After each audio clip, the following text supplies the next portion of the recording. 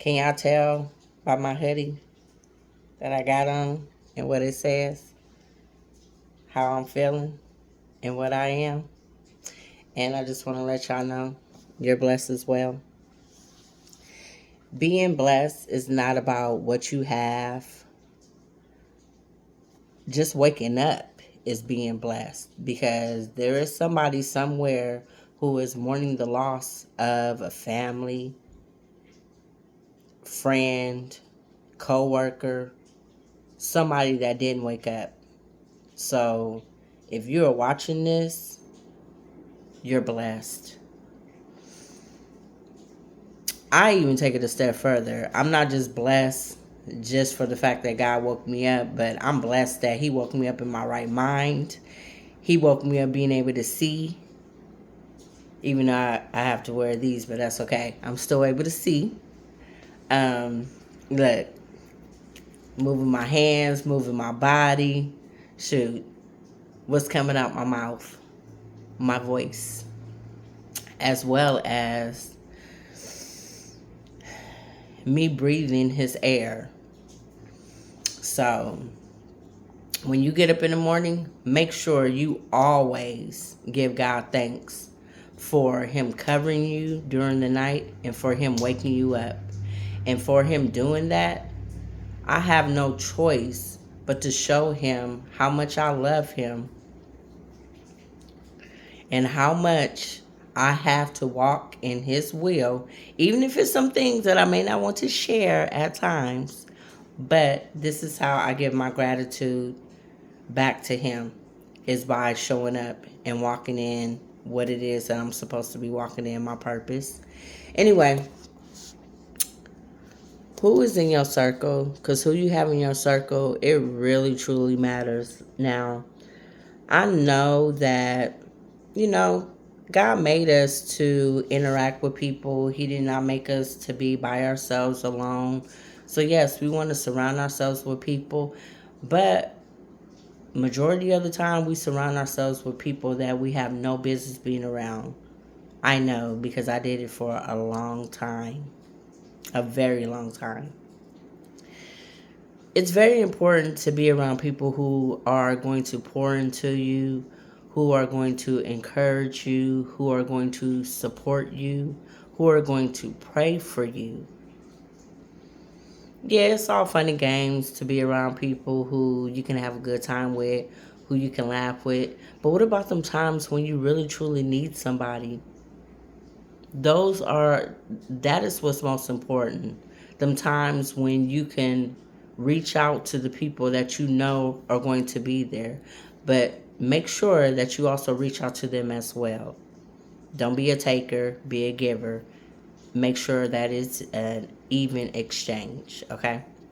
So, the reason why I say that is because my circle is what keeps me going. There's a many a times when I'm in my feelings, or, perfect example.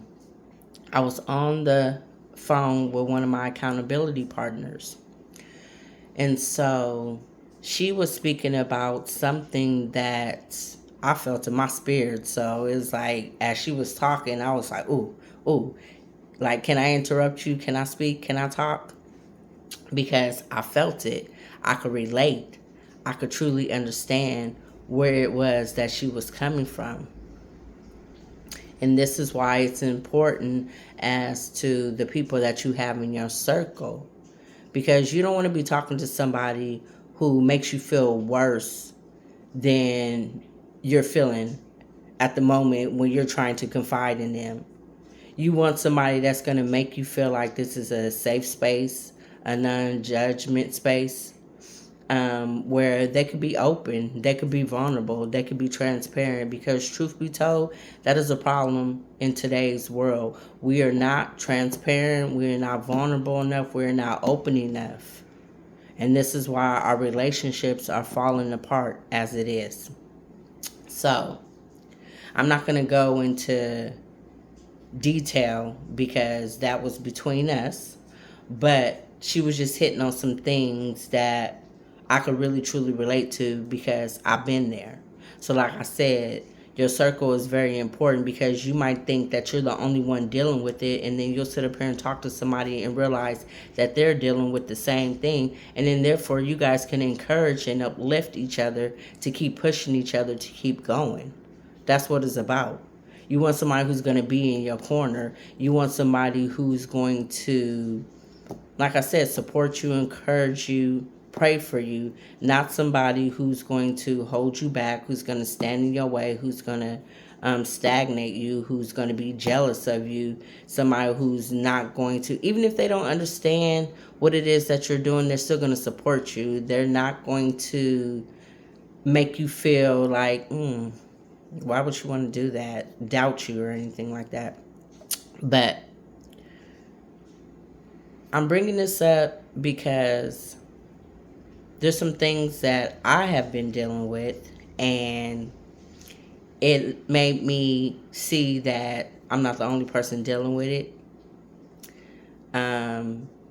It made me assess myself and be like, okay, you know what?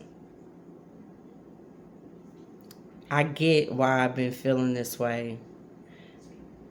But the revelation that God gave me, I also see why regardless of how I'm feeling, I also see why I have to continue. So let me get to it, because I know you guys are probably like, what? Not understanding what I'm talking about. Stop thinking that you don't have something that somebody needs, because you do. Not everybody is going to say, hey, good job. Some people might not even let you know that they are watching you, that they're even paying attention to what it is that you're saying. But trust, what it is that you are saying, they're pondering on it. They're thinking on it. They're making moves behind what it is that you said. It's okay if they never say anything. It's okay if they don't acknowledge it came from you. It's okay if they never give you your flowers. The most important thing is that you got out what you had to say, because you never know what it is that you had to say could have really truly impacted and influenced somebody to the point where they needed it right then and there at that time. They was looking for somebody to pour into them. It could have been a moment of life and death, and they was thinking about taking their life. And because you spoke up on the thing, now they have hope.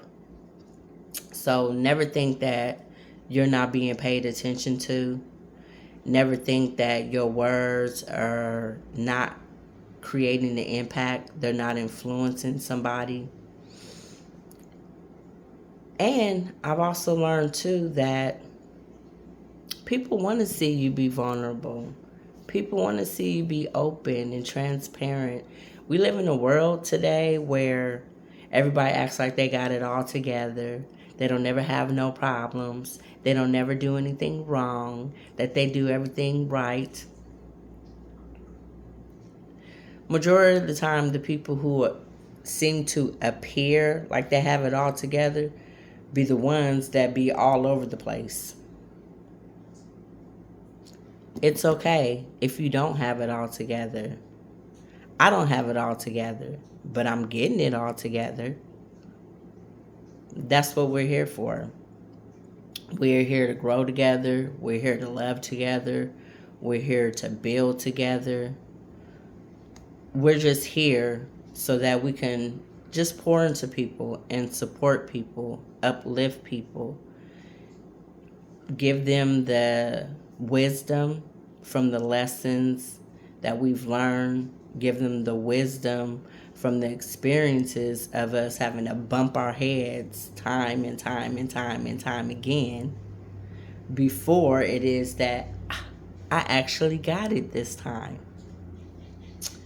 You know, the devil really truly wants you to believe that nobody listening to you. Don't nobody want to hear what you have to say. just close your mouth. Nobody's going to agree. Everybody gonna be looking at you crazy. People gonna be wondering, why is you talking about this?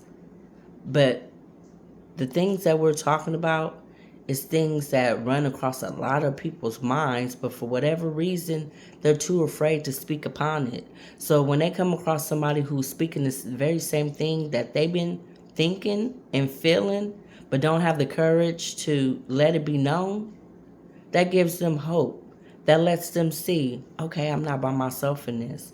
I see somebody else is going through this, but look at how she's not just going through it, she's growing through it. Look at how she's dealing with it. So if there's a way out for her, then I know there's a way out for me. That's one of the reasons why I keep showing up, even though sometimes I have this internal battle with myself of, am I making a difference? And when I was sitting up here, I don't know what in the world's going on with my nose. All of a sudden I want to get on camera.